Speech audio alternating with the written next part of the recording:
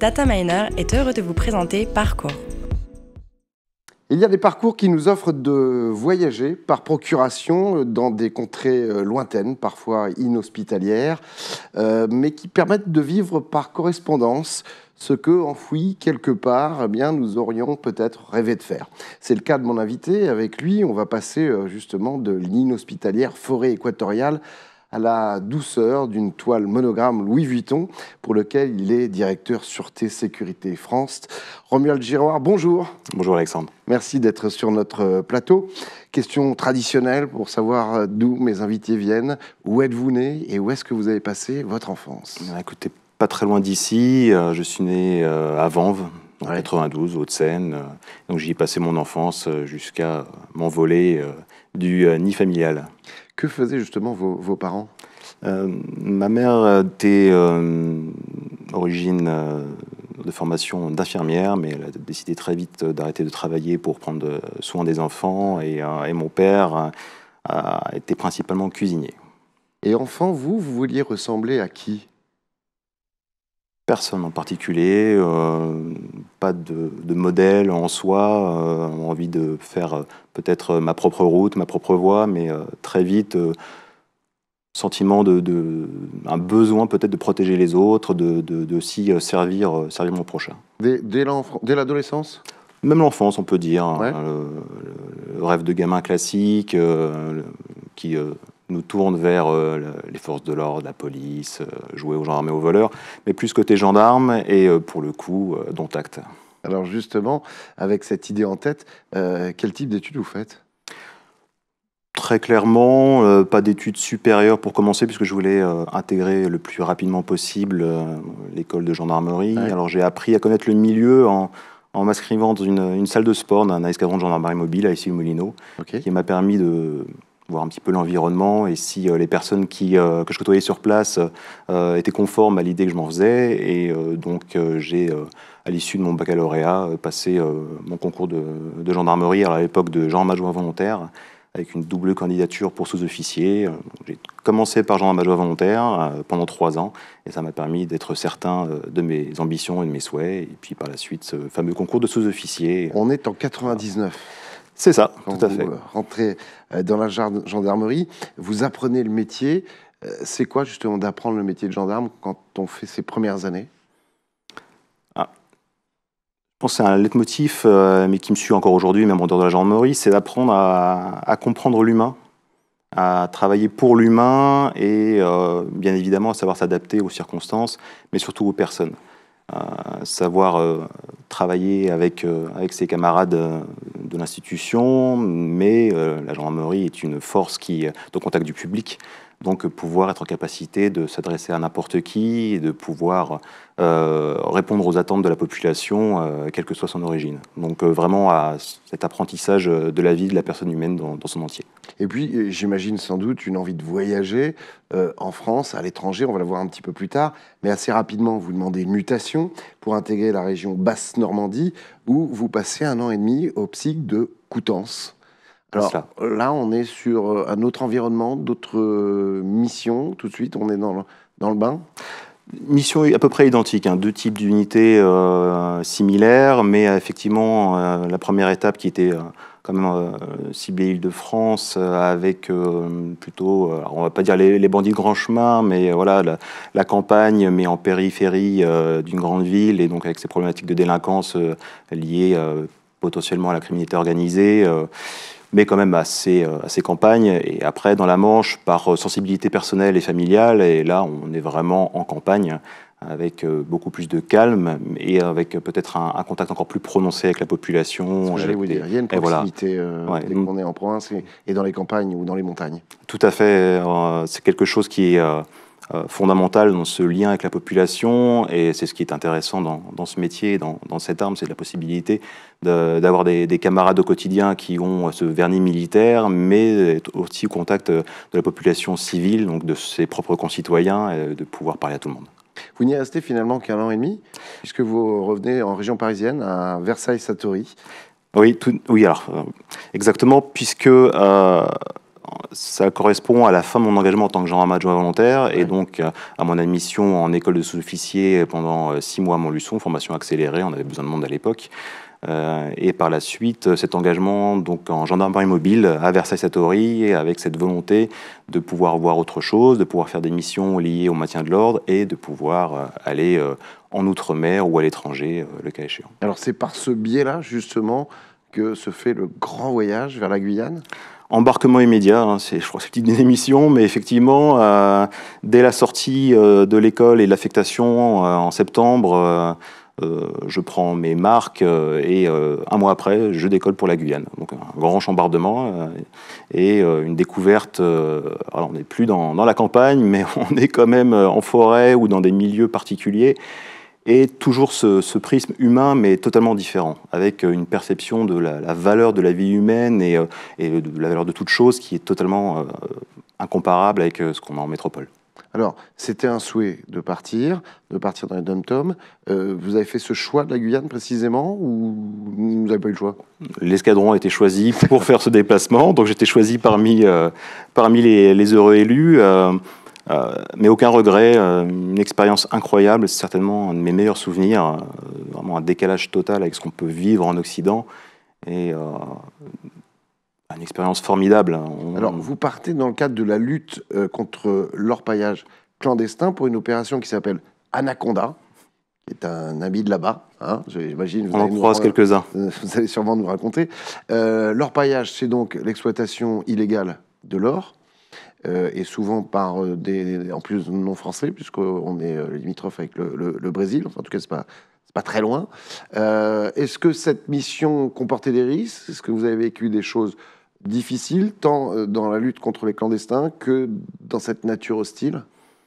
Le premier risque en Guyane et dans cette région du monde, c'est le risque sanitaire, clairement, avec le taux d'humidité, les maladies qui sont potentiellement transportées par les moustiques. Alors bien évidemment, il y a toute la faune un peu exotique qu'on peut imaginer, les serpents, les araignées, les scorpions. Des mésaventures avec cela? Le plus gros risque qui m'a pu être amené à faire face, c'est une grenouille sur l'épaule. Oui. Grenouille voilà. venimeuse? Non, justement venimeuse, c'est oui. un peu la petite particularité de ces régions du monde. Les choses les plus magnifiques et les plus petites et les plus mignonnes sont parfois les plus mortelles. Donc on se méfie des grosses bêtes, mais les petites, voilà. Donc voilà, perché sur l'épaule, on bouge pas, on attend que ça passe et que ça parte. Car effectivement, elles sont potentiellement mortelles. Je m'attendais à ce que vous me parliez d'un anaconda de 7 mètres, mais non, c'est une petite grenouille. Alors, les anacondas, c'est une menace permanente en forêt. J'ai eu le bonheur de pouvoir faire plusieurs semaines en forêt, la quasiment totalité de mon séjour. Et la tradition en ouverture de colonne, c'est d'avoir quelqu'un avec le fusil à pompe en tête pour justement faire face aux serpents qui pourraient surgir, entre guillemets, de la forêt. Donc oui, les dangers sont là, mais une telle magnificence dans cette faune, dans cette flore, qu'on est totalement coupé de ce que l'on connaît et la perspective change totalement. Et dans le cadre là on parle des animaux, mais de l'être humain, des trafiquants, de l'orpaillage, est-ce que vous avez eu des missions parfois compliquées? Là, comme je disais tout à l'heure, l'orpaillage clandestin, souvent le fait de populations qui viennent de pays limitrophes, et qui font ça parce qu'ils n'ont pas le choix. Alors bien évidemment, il y en a qui sont exploités, il y en a qui les exploitent. Les gens qu'on rencontre sur le terrain sont plus les exploités que les exploiteurs. Et des choses très compliquées, des conditions de vie très difficiles. Alors nous, on y travaille, on y fait un passage. Eux, ils sont en permanence. Ils rentrent des fois pour Noël, pour voir la famille, mais c'est tout. Et des conditions incroyables. Et j'ai le souvenir de la destruction d'un site d'orpaillage clandestin où les orpailleurs creusent sous terre et vont jusqu'à plusieurs dizaines de mètres sous terre dans des boyaux à peine étayés par ce qu'on pourrait appeler presque des brindilles, des allumettes presque tellement c'est fin, et à ramper pour aller pouvoir creuser et chercher cet or. Et ça m'est arrivé de voir m'engouffrer dans ce genre de boyaux, et on est très content quand on ressort indemne, vivant, et on se dit que les gens qui passent leur journée dans ces conditions sont bien courageux. Ils sont dans l'illégalité, mais c'est encore quelque chose qui nous apprend beaucoup sur la nature humaine et sur le fait qu'on est prêt à tout pour subvenir aux besoins de sa famille. Des anecdotes cocasse ou peut-être bouleversant, justement, avec un face-à-face avec eux. Je ne sais pas si c'était le cas. Alors, le prix de la vie n'est pas le même qu'en métropole. Exactement. Cocasse, oui, pour illustrer très, très schématiquement, mais de façon très parlante, nous étions équipés de pied en cap, les rangers, tout ce qu'il faut pour progresser dans la forêt. Et bon, clairement, tous les 3 mètres, on ne tombe pas, mais c'est presque le cas. En face de nous, les habitués, ils sont en claquettes. Et ils courent comme des lapins, et donc si vous voulez courir après, vous pouvez vous accrocher. Donc ils ont une connaissance du milieu, c'est leur habitat de travail, de vie. Et donc voilà, des fois on court après des gens et on arrive à les attraper que parce qu'on est sur une île, par exemple, ou un îlot, et au bout d'un moment on les retrouve, voilà, au bout d'un moment on arrive à les attraper, mais c'est pas parce qu'on est plus rapide qu'eux. Combien de temps vous restez finalement en Guyane? Alors c'était juste une mission, donc un peu plus de 3 mois, mais quasiment tout le temps en forêt, nord au sud, est en ouest, donc quelque chose de formidable, une expérience inoubliable. Bon, vous rentrez ensuite en Île-de-France pour du service d'ordre, du maintien de l'ordre sur Paris et de la sécurisation de grands événements sportifs. Qu'est-ce qu'on peut ressortir comme peut-être événement un peu impactant, médiatiquement parlant, sur lequel vous avez travaillé? Quel type de mission vous avez J'ai des souvenirs, des choses qui me restent en mémoire, mais qui ne vont pas forcément parler au plus grand nombre, puisqu'on a souvent les images des rencontres de football, où on voit beaucoup de monde, de forces de l'ordre. Quelque chose qui m'a fortement marqué, c'est plus la sécurisation du Palais de justice de Paris lors des procès d'ETA. Donc avec un fort aspect médiatique et beaucoup de pression sécuritaire. Là, c'est quelque chose effectivement qui était très lourd, très pesant. Très pesant. Alors, très pesant en toute proportion gardée, parce qu'à partir du moment où on travaille dans ces filières-là, on prend moins la pression quand même que tout un chacun, on baigne dedans. Ouais. Donc voilà, c'est pas quelque chose qui va nous traumatiser, mais quelque chose qui marque, effectivement, oui, quelque chose d'un peu particulier qui change de l'ordinaire. Alors, ce qui devait être pesant aussi, c'est les émeutes de Villiers-le-Bel en 2005. Vous étiez sur place, sur le terrain. Est-ce que vous pouvez nous raconter quelles étaient vos tâches de sécurisation et quels étaient les risques auxquels vous avez été confrontés? Un moment très particulier. Beaucoup de tensions. Alors, effectivement, ça a fait la une des journaux, des médias pendant quelques semaines. Et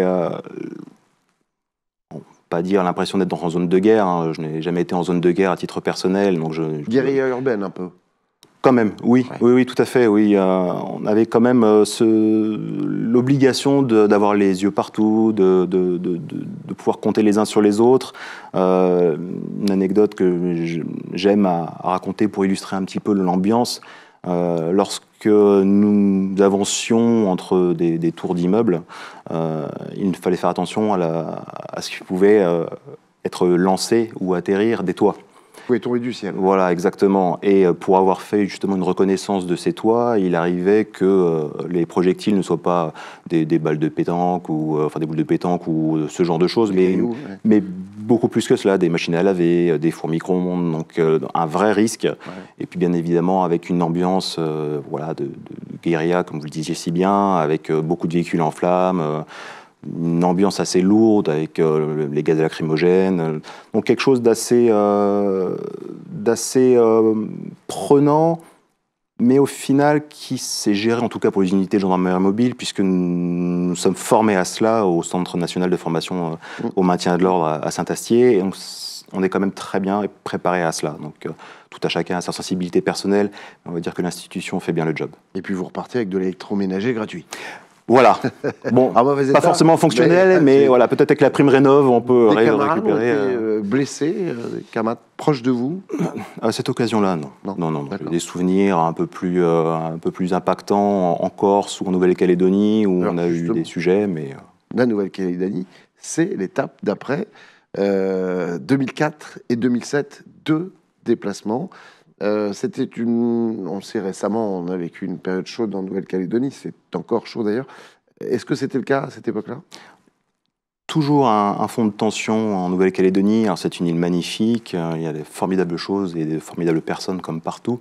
Il y a toujours, en tout cas à ma connaissance, un fond de tension historique là-bas. une situation très difficile à cerner, où on a des difficultés à prendre sa place ou à la faire, et en plus, encore plus quand on est en mission uniquement. C'est totalement différent de quelqu'un qui va s'installer là-bas pour des années, qui pourra peut-être nouer des liens plus profonds. Mais lorsqu'on est en mission, en escadron, on n'a pas cette possibilité, en tout cas pas facilement, de créer des liens. Et donc, il y a un contexte de tension, même entre les différentes populations là-bas, selon leur origine, voilà, selon les communautés, on a toujours senti qu'il y avait une difficulté. C'est des missions de combien de temps, là? De 3 mois, en général. Ok, quand même. Donc, normalement, on a le temps un petit peu de s'insérer dans l'univers, mais là, c'est compliqué. C'est compliqué, et puis lorsqu'on est en mission comme cela, à moins d'être détaché en brigade territoriale ou sur un poste avancé, on reste quand même sur un cantonnement en escadron constitué, et donc on vit entre soi. Donc on n'est pas, on va faire des patrouilles, on va aller à droite à gauche, on va renforcer les effectifs locaux, mais on ne s'immerge pas vraiment dans le bain local comme on peut le faire lorsqu'on est en gendarmerie départementale, comme dans mes deux premières expériences en Seine-et-Marne et dans la Manche. Pourquoi on envoie justement la gendarmerie? Et dans ce cas de figure-là, en 2004 et 2007 précisément, il y avait des besoins, il y avait des émeutes, il y avait... Non, c'est une présence permanente. En fait. Voilà, comme le territoire est éloigné, voilà, ce sont des roulements, et donc vous avez toujours une présence d'escadrons alors blindés, puisque les escadrons de gendarmerie qui sont stationnés à Satory sont des escadrons blindés, donc avec des véhicules blindés à roues, qui sont positionnés en permanence pour être en capacité de donner à l'État un moyen de réponse en cas de débordement ou de crise. Alors, après la Nouvelle-Calédonie, une autre île, la Corse, pour un renfort en brigade territoriale. Tout d'un coup, il y avait aussi un besoin, ou là aussi c'est un turnover?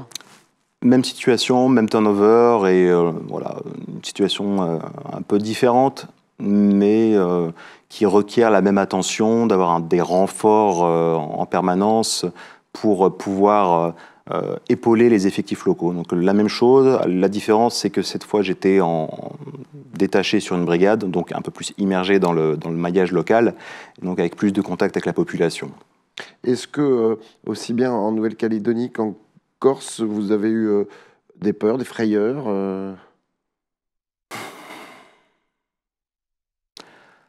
Pas réellement. Le métier veut cela.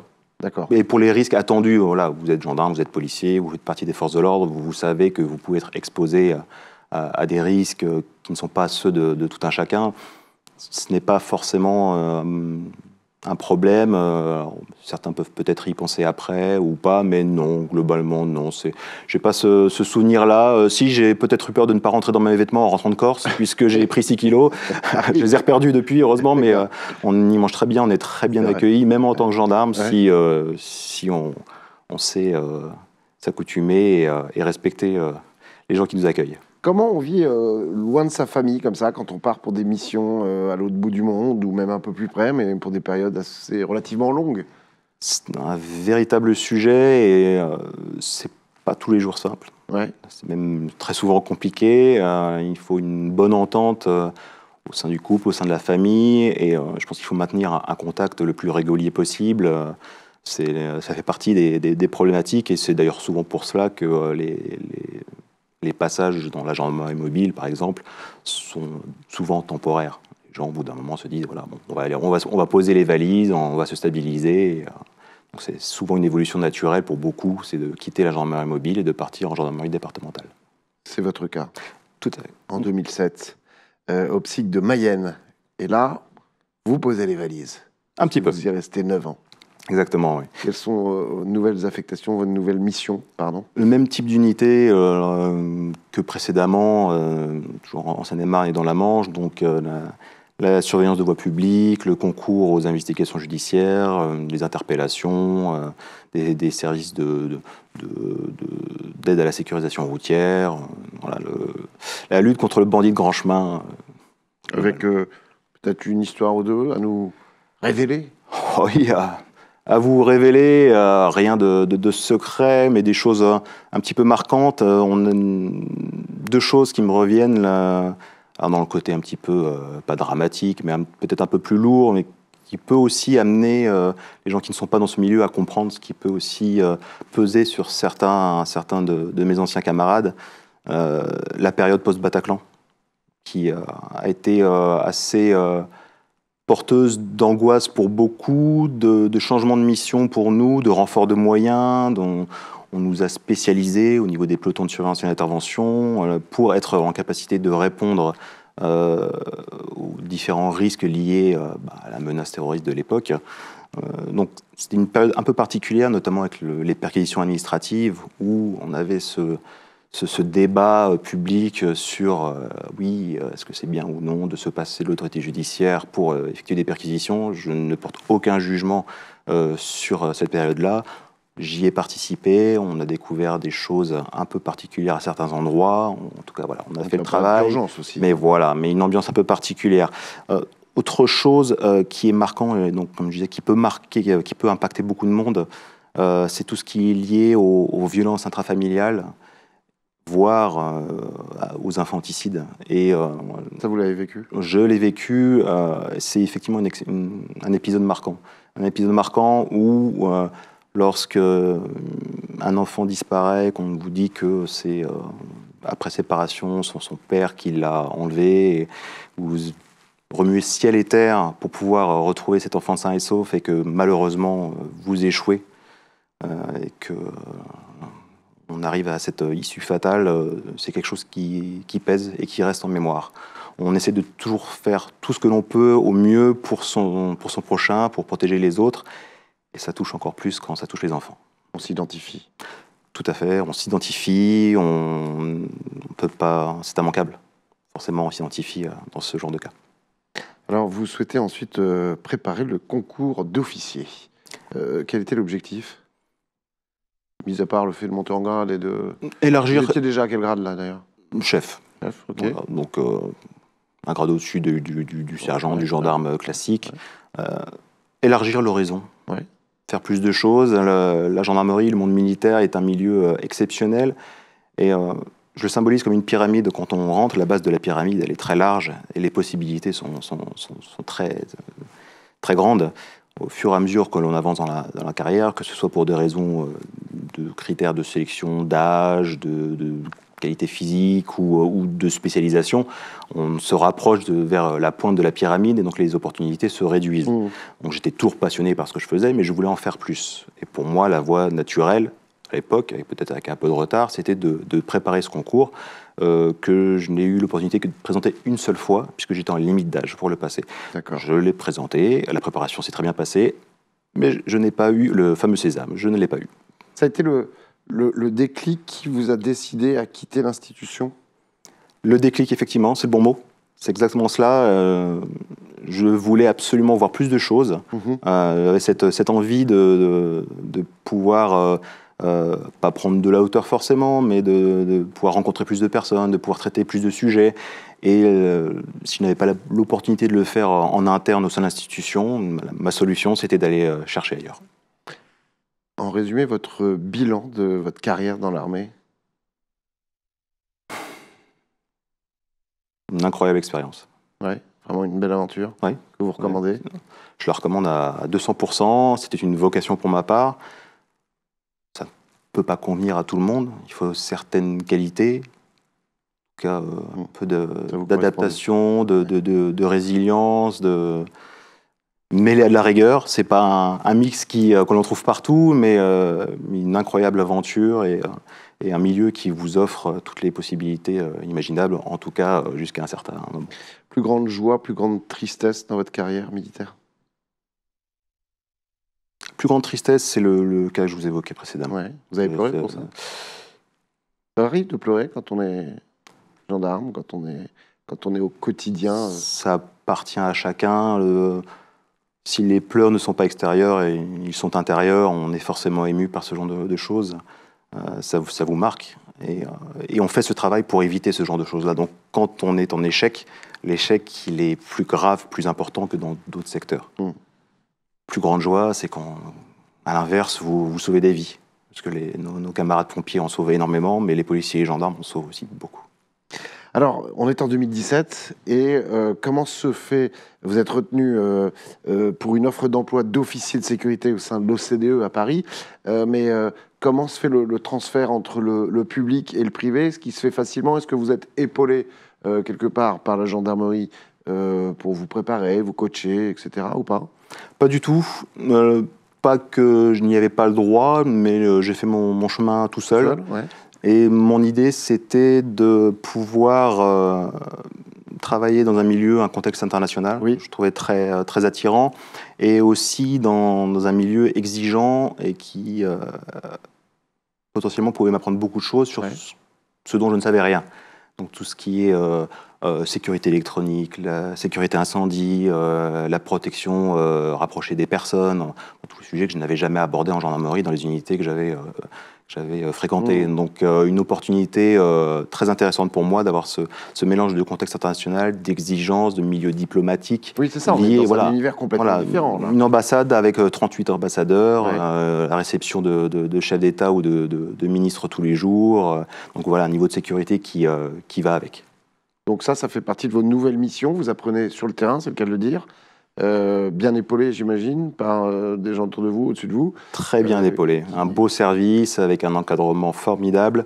Une unité qui mêle tant les anciens militaires, les anciens policiers, les anciens gendarmes, que des fonctionnaires d'administration pénitentiaire, hein, donc soit en détachement, soit qui ont choisi, comme moi, de couper réellement avec leur ancienne carrière.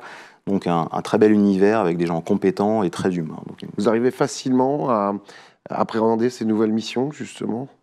Univers un peu plus feutré? Je pense que oui, du fait de cette capacité d'adaptation. Ouais. Alors, si je dois m'envoyer une fleur, ça serait peut-être celle-ci, c'est de savoir m'adapter. Caméléon. Et peut-être sans le côté et les yeux qui bougent, mais je pense que ça s'est très bien passé. Et bon, pour le coup, j'y ai fait mon temps sans trop de problèmes, voire sans problème, et ça s'est bien passé. Alors, parmi les événements que vous avez dû gérer à l'OCDE, quelque chose que je ne connaissais pas, et vous allez nous éclairer là-dessus, ce sont les ministériels de l'OCDE. Un événement qui se produit tous les ans, voire 2 fois dans l'année, et qui rassemble les grands de ce monde, donc, des chefs d'État, des ministres, mais aussi en tant qu'invité ou en orateur des patrons d'entreprises, des plus grandes entreprises au monde. Donc un temps d'échange qui dure sur une semaine et qui permet donc à toute la sphère économique, privée et institutionnelle du monde de pouvoir discuter, échanger, de travailler sur le futur du monde, sur la façon de l'accompagner sur tous les sujets, hormis sécurité et défense. Est-ce que, justement, pour assurer la sécurité de tous ces événements, et plus particulièrement celui-là, on est vraiment dans le continuum de sécurité avec de la sécurité privée, j'imagine, au sein de l'OCDE, mais un complément de la sécurité publique? On a un continuum qui est même triple, puisque vous avez sur place, bien évidemment, une société de sécurité privée qui arme énormément de postes. Vous avez la collaboration avec les forces de l'ordre du pays hôte, donc la France. Ouais. Mais vous avez également le service de sûreté de l'OCDE qui est interne. Et alors, j'ai dit triple, mais j'aurais dû dire quadruple, puisque vous devez être en interaction avec tous les services de sécurité, de protection rapprochée de toutes les délégations de chaque pays. Donc, on a vraiment un travail collaboratif qui est vraiment très important et qui permet de voyager sans avoir à se déplacer de Paris 16. Donc, un bilan très positif de ces 5 années à l'OCDE. Vous apprenez beaucoup de choses. C'est un peu un tremplin pour vous vers la sécurité privée. C'était un tremplin, le moyen de me former et en parallèle aussi de pouvoir me former de mon côté. Alors j'ai eu la chance qu'on me laisse poser mes congés à ma guise une année, de pouvoir passer un Master 2 en protection des entreprises et en intelligence économique à l'INSJ. Très belle expérience et beaucoup de belles rencontres. Et donc voilà, cette période à l'OCDE m'a permis justement de préparer l'après. Alors, qu'est-ce qui fait qu'en 2022, vous deveniez directeur Sûreté Sécurité France chez Louis Vuitton? Comment s'est passé le transfert, comme on dit dans le foot? Alors, le transfert, c'est fait d'une façon assez spontanée, en même temps très préparée. Alors, je voudrais juste préciser que je suis juste responsable sécurité sûreté, pas directeur. Je n'en ai pas ce rôle, mais il n'y a aucun problème. On vous souhaite. Merci. Il y a tellement de postes et d'appellations, pas de sujet. C'est important. Très, très spontané, car c'est comme très souvent un échange parmi un réseau. D'accord. Donc des connaissances qui parlent à d'autres, entre amis, et qui disent voilà, un tel cherche, il est pas mal, parle-lui. Donc là, c'est la connexion. La connexion est très préparée, et c'est quelque chose que je trouve important de souligner ici. Dès le moment où j'ai quitté la gendarmerie, j'ai commencé mon travail de réseautage. Donc c'est quelque chose que j'ai préparé en plus de me former. J'ai attaché de l'importance à connaître les gens, à me faire connaître, à montrer que j'étais intéressé par tous les sujets. Donc c'est quelque chose aussi qui se prépare. Beaucoup de gens qui pensent que le réseau, c'est copain. Non, c'est pas forcément du copinage ou de l'entre-soi. C'est développer des connexions avec des gens qui sont dans la même sphère d'intérêt et avec un bénéfice mutuel. Vous avez raison de le souligner pour les jeunes gens et les jeunes femmes qui nous regardent, qui veulent entrer dans cet univers ou qui y sont déjà. Voilà, développer votre réseau. Alors, on découvre un autre univers, celui du luxe, où tout doit être à la perfection. Quelles sont justement vos missions maintenant au sein de cette grande maison française? Alors, je m'occupe avec un camarade qui travaille en ma compagnie de sécuriser donc, tous les magasins de France et de Monaco. On le salue s'il nous regarde. Voilà. Je le salue aussi. Donc, tous les sujets de sûreté et de sécurité, sécurité incendie, voilà, les magasins, uniquement les magasins, mais ça occupe déjà pas mal de temps. Oui, bien sûr, bien sûr. Vous n'avez pas du tout été engagé sur toutes les opérations JO, parce que Louis Vuitton était très investi. Alors, sur tout ce qui était événementiel ou concours, non, c'est un autre service qui s'occupait de cela. Et ça a d'ailleurs été très bien fait, puisqu'il n'y a pas eu d'incident. Mais les magasins sont en première ligne de la représentation de la société. Et donc, à ce titre, bien évidemment, aussi pour le support des opérations, puisque les services de sécurité sont en soutien de tous les autres. Bien évidemment, le travail était conséquent pour que tout puisse continuer de fonctionner dans les meilleures conditions de sûreté et de sécurité possibles. Donc un travail collaboratif essentiel et qui nous a demandé pas mal d'engagement. Pas du tout sur la sécurité, parce qu'il y avait les mâles pour les médailles, pour les torches, ni sur vos ambassadeurs tels que Antoine Dupont ou Léon Marchand. Alors, les torches sont passées au niveau de certains magasins. D'accord. Donc forcément, une petite touche dans la grande roue du système de sécurité, effectivement. Mais voilà, ça s'est cantonné à cela et les louanges pour le reste ne sont pas m'attribuées. Votre quotidien, donc, en termes de retail, c'est quoi aujourd'hui, justement? C'est d'être, bien évidemment, quotidiennement en contact avec tous ces magasins, mais en quoi on peut progresser? On voit régulièrement dans les journaux des braquages. Comment on peut faire encore mieux?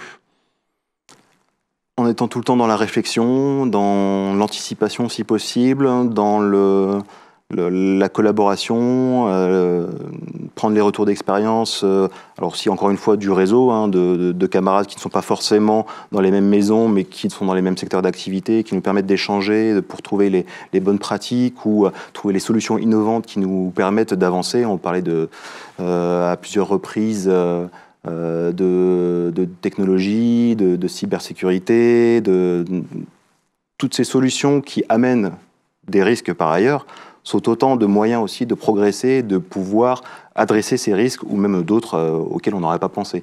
Donc on a vraiment obligation d'être toujours en train de chercher, d'analyser, car on peut toujours améliorer les choses.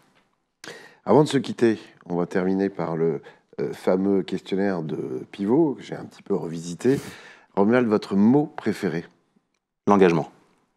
Votre chanson préférée? The Strange Engine, de Marillion. Votre plat favori? J'ai cherché une bonne entrecôte, une bonne viande. Avec des frites? Je m'en passe. Votre juron, gros mot ou blasphème favori? Et merde. Cambronne, si tu le regardes. Un homme ou une femme pour illustrer un billet de banque?